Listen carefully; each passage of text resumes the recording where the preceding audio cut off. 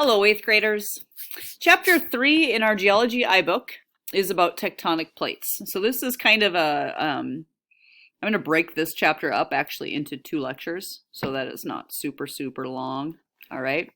This is an important chapter, so I encourage you to go back into the iBook. I've posted it on our Google Classroom.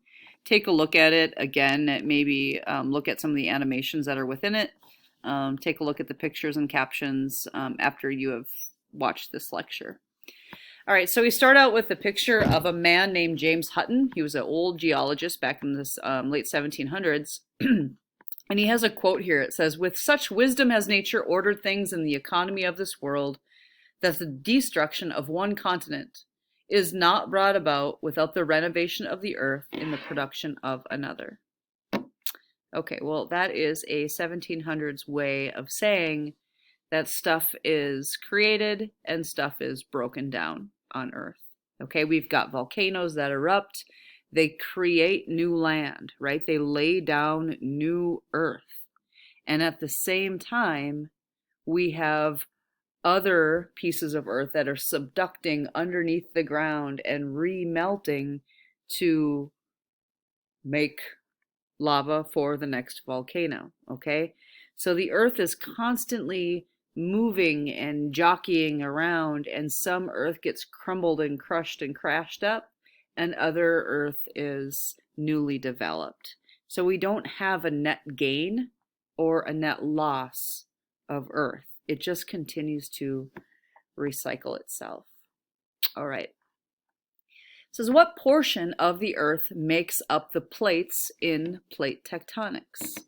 Well, from chapter 1 we learned that plate tectonics, or the tectonic plates themselves, are made up of all of the crust and part of the mantle. And that together is called the lithosphere.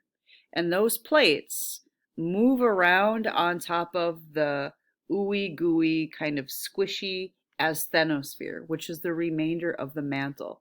And so we have these big puzzle pieces that are moving around on top of that semi-solid mantle. How did we figure out where these actual plates were? Well, we've done a lot of studying in the past, and one of them is kind of interesting, was during the Cold War. During the 50s and 60s, scientists set up seismograph networks to see if enemy nations were testing atomic bombs.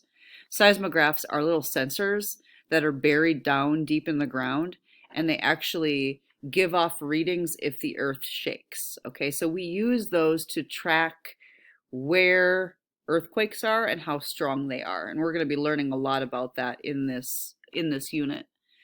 But they use these seismograms for that purpose, to see if other nations were testing atomic bombs. And what we got was this map right here. Okay, so why is this relevant? Well, it turns out the earthquake epicenters outline the plates. And this is because earthquakes can occur everywhere plates come into contact with each other, okay? So all these sensors are buried, and these sensors tracked kind of where all of this shaking is happening.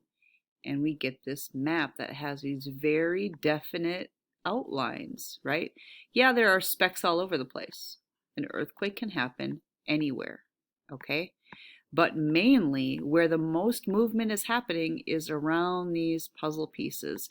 And some of these puzzle pieces are so big you can see them from space. For instance, the North American plate, which is the tectonic plate we are on, it includes all of North America and half of the Atlantic Ocean. So it's not like continents are floating around in the ocean like ice cubes, right? The oceanic crust and the continental crust goes deeper down, way underneath the deepest part of the ocean, and that whole plate moves around. So if you look at the globe here, you can see, I gotta do this kind of backwards. Here, let me go to full screen. Full screen is right here. There we go. All right, so if you look at the globe here, we have our western coast is the edge of the plate that we are on. This whole area borders the Pacific plate, okay? So this is the edge of one of our plates, and the other edge of the plate is right here, right in the middle of the Atlantic, right here. And you can actually see that scar. It's a big trench right here in the Atlantic.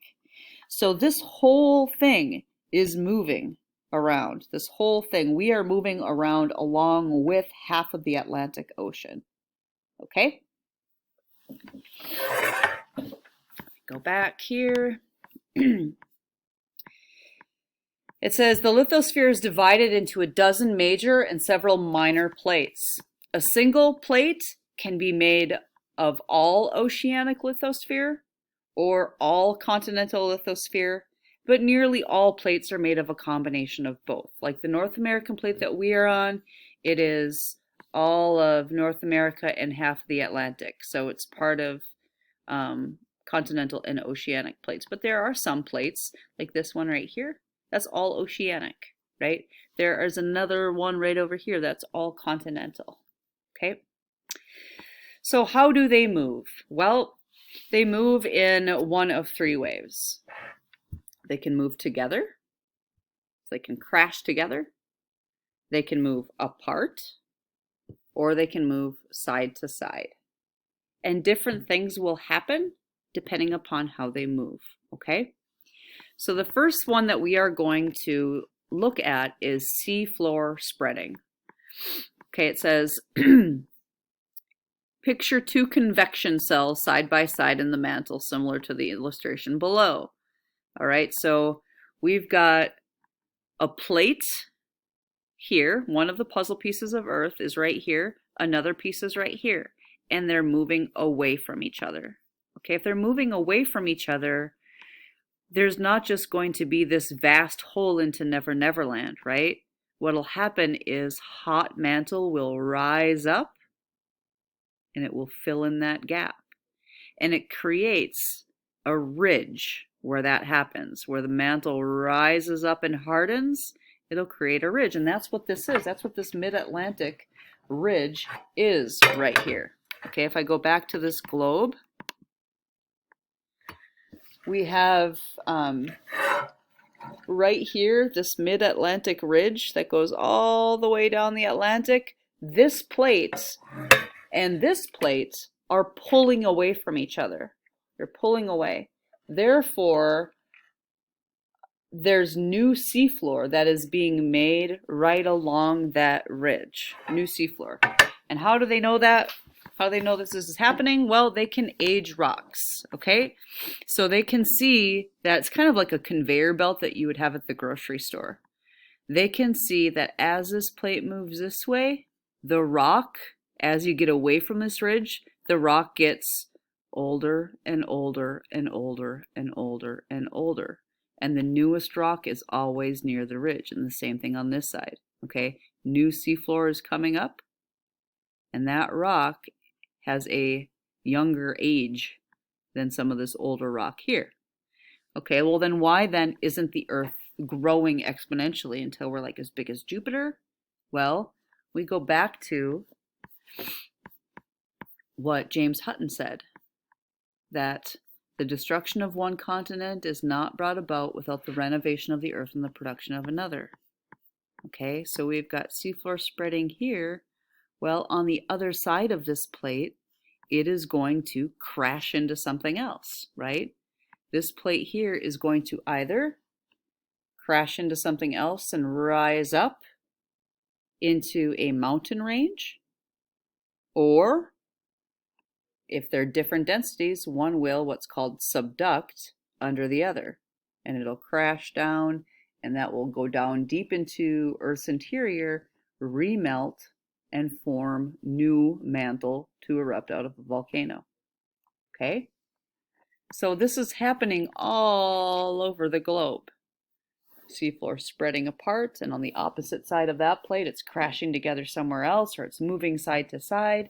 And all of those different movements create lots of different stuff, like earthquakes, and volcanoes, and tsunamis, and seafloor spreading. All of those things are a result of Earth being broken up into all of these different pieces, all moving in different directions.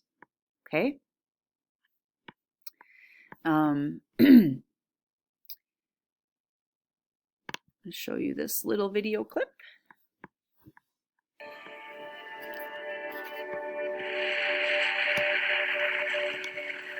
But the huge molten core contributes something else essential for life on Earth. A way of helping to regulate the planet's temperature. It's a remarkable system. Magma heated by the core rises towards the Earth's surface. As it spreads sideways, the Earth's crust is very slowly dragged apart. This moves the continents, creating the Earth's restless and ever-changing surface. Okay, that was short and sweet.